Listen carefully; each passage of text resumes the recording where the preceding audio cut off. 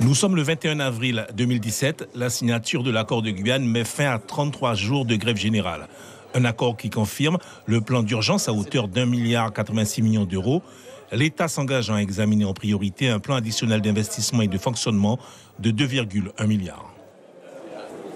Ce que je peux promettre à la population, au collectif et à tout Guyanais mobilisé, c'est que nous allons sortir un livre blanc qu'on va présenter à la fois aux parlementaires, aux collectifs, pour préparer la pression qu'on va opérer aujourd'hui auprès du nouveau gouvernement, de façon à ce que véritablement on ait les moyens pour construire ce territoire. Le travail ne fait que commencer parce qu'il y a beaucoup d'étapes maintenant avec le comité de suivi, avec les états généraux qui vont commencer pour l'élaboration du projet Guyane qui va être une des pierres angulaires de l'avenir de la Guyane aujourd'hui. Merci collègues.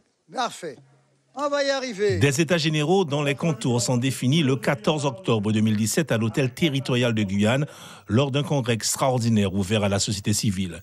Le collectif pour la Guyane décollée s'exprime devant les élus guyanais en proposant notamment une résolution sur l'évolution statutaire, une résolution qui fera débat entre la majorité à la CTG et les membres du KPLD.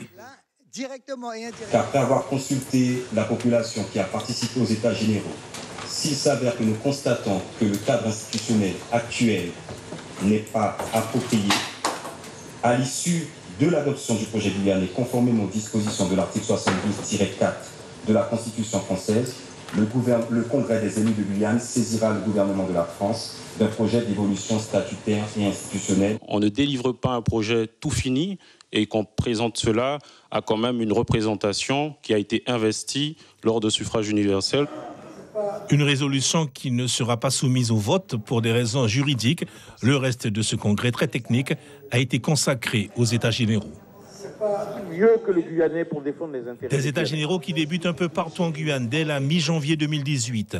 Des forums et des réunions publiques sont organisés, une vingtaine de thèmes sont abordés et la population peut s'exprimer. On a l'impression qu'on se répète chaque année. Et qu'est-ce qui fait qu'ils vont nous écouter encore plus que d'habitude? Nous vous proposons un projet de statut que nous avons rédigé, sur lequel nous avons travaillé. Un patrimoine que nous avons, qui est la chasse, que nous pratiquons de manière traditionnelle sur nos territoires, pour faire en sorte qu'elle soit inscrite dans les états généraux, qu'on les prenne en compte. Et c'est sur cette base d'information que la CTG présente le 14 novembre dernier son livre blanc des États généraux de Guyane, un document de synthèse qui devrait servir d'outil de travail aux élus guyanais qui débattent ce mardi à l'hôtel territorial de Guyane. Suivez l'info sur Guyana Première, télé, radio et Internet.